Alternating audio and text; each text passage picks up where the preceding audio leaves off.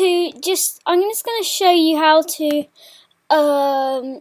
quickly. It's going to be short, like how to rotate an object in TinkerCAD. So I create a new design. Just let this thing load. Say I get this, yeah. Just a normal box. And then, so to rotate, I maybe look up. I just press the top, or look to the side. Probably just look at any view. And then, can you see this little button? It's flashing red, and there's like a colour thing that is 0. If you want to rotate it, this is what you do. You see, now it's on 2025, so it's a bit rotated. The box may be still like this. Can you see this little outline? It will stay like that.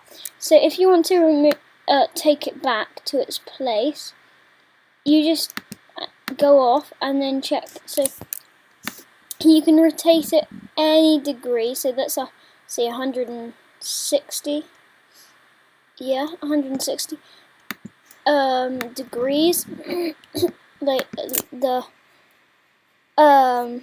length, and or you can, like, there is kind of like can you see these lines?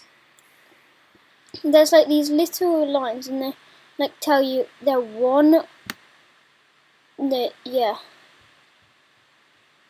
Yeah, they're about like 25 if there's like 5 lines or something, and things like that.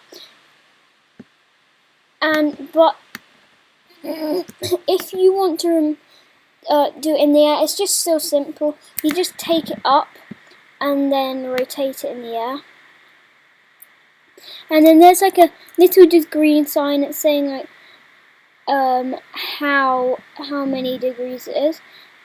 Your highest is minus 1, and then you could just get another box. If you get another box, it won't rotate that one.